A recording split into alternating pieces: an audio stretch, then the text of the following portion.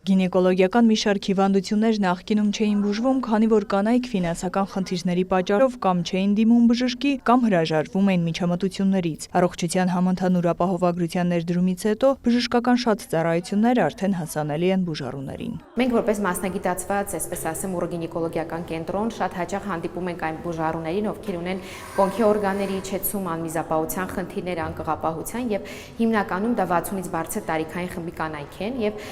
ցավոք սրտի լինում էին դեպքեր ժամանակին, երբ որ կանայք դիմում էին տոտալ իջեցման գանգատով եւ բնականաբար տվյալ կանանց ի սկզբանե միշտ առաջարկվում է կոնսերվատիվ բուժման մեթոդ, այսինքն հատուկ պեսարանների տեղադրում, բայց 15% դեպքերում այդ պեսարանները կարող են լինել ոչ էֆեկտիվ եւ կինը կարիք ունենա վիրահատական միջամտության գնալու։ Այժմ կանայք կարող են ժամանակին դիմել բժշկի, ստանալ անհրաժեշտ բուժօգնությունը։ Կոնքի օրգանների իջեցման պատճառները տարբեր են։ Օրինակ մեծ պտղով ծննդաբերությունը, ծխելը, քրոնիկ փորկապությունը, կապանային համակարգի բնածին խնդիրները եւ այլն։ Կոնքի օրգանների իջեցման ժամանակ կանանց մոտ լինում են որոշակի նշաններ, եւ կինը օրինակի համար լվացվելի շոշափում է ինչ-որ օտար մարմին, դիսկոմֆորտ,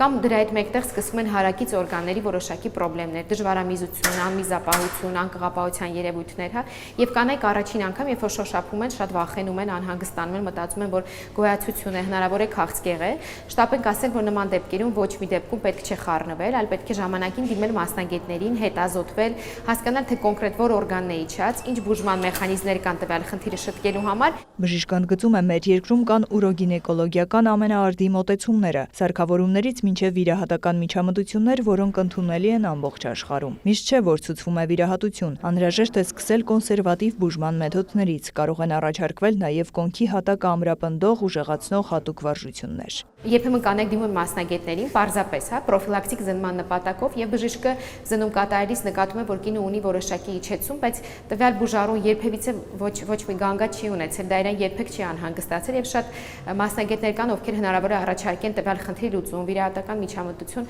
Ես պարզապես ուզում եմ դիմել բուժառուներին, ասել, որ եթե դուք որևիցե գանգատ չունեք, ձեզ ոչինչ չի անհանգստացնում, չունեք ցավեր, սեռական կյանքի դիսկոմֆորտ եւ ոչինչ չեք շոշափում, երբևիցե մի գնացեք ոչ հիմնավորված վիրահատական միջամտությունների։ Ուրոգինեկոլոգների հորդորն է կանանց, օգտվեք սկրինինգային ծրագրից, հետազոտվեք գոնե տարին մեկ անգամ, դիմեք մասնագետին, եթե կա որևէ գանգատ, որը նախկինում չեք ունեցել։ Նարէ Ոսկանյան, Սեյրան Անտոնյան, լուրեր։